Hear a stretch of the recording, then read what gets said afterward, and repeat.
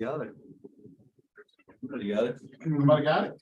It says being live streamed on YouTube. So, on TV. Is he still on there? yeah, I know Lisa went to his office. But she would have had to catch the elevator. She's not there yet. She is, and we got it. Yes. She had to come give me the magic passwords. Okay. All right. Now we are live. Let me record.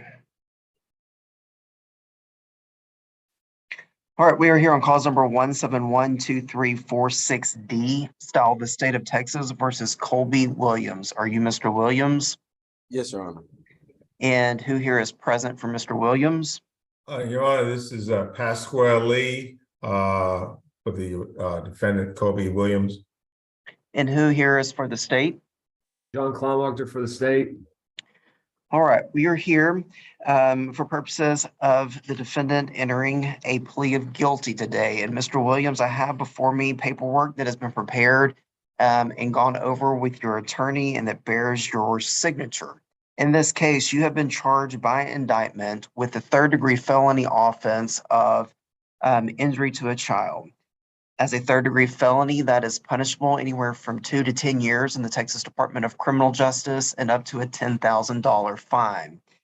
Also, the indictment contains an enhancement notice. If pled true to, that enhancement notice would increase your punishment range to that of a second-degree felony, which is anywhere from 2 to 20 years in the Texas Department of Criminal Justice and up to a $10,000 fine.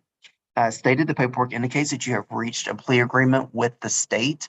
And do you consent to us handling this plea proceeding today here via Zoom? Yes, Your Honor.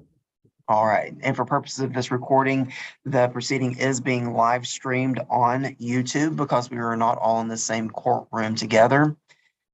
The paperwork indicates that the plea agreement that you have reached with the state is that in exchange for your plea of guilty to the offense charged and pleading true to the enhancement paragraph, they have offered you 5 years deferred adjudication with a $400 fine. Is that your understanding of the plea offer? Yes, Your Honor. I intend to accept the plea agreement that you have reached with the state, but in doing so, you are giving up your right to a jury trial. At your trial, you would have the right through your attorney to confront and cross-examine the witnesses called to testify against you.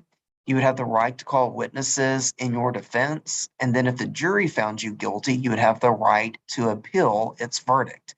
Is it your desire to waive your right, however, to a jury trial and to accept the state's plea offer? Yes, Your Honor. Also, if I accept the plea agreement, you will not have the right to appeal this sentence. Do you understand that? Yes, Your Honor. Counsel, do you believe that your client is competent? Your Honor, he is. Are you a citizen of the United States, Mr. Williams? Yes, Your Honor. And are you satisfied with your attorney's representation of you? Yes, Your Honor. Then in regard to the offense as charged in the indictment, that being injury to a child by causing bodily injury, how do you plead? Guilty or not guilty? Guilty, Your Honor. And in regard to the repeat offender notice, which alleges that you were previously finally convicted of the felony offense of felon in possession of a firearm in the United States District Court of the Northern District of Texas and cause number 4:16-CR-086-A on the 16th day of September of 2016. Is that true or not true? That's true, Your Honor. Are you pleading guilty to the offense and pleading true to the repeat offender notice because you are guilty and because the repeat offender notice is true and for no other reason? Yes, Your Honor. Has anyone threatened you, forced you, coerced you, or offered you anything other than the plea offer in order to get you to enter your plea here today? No, Your Honor.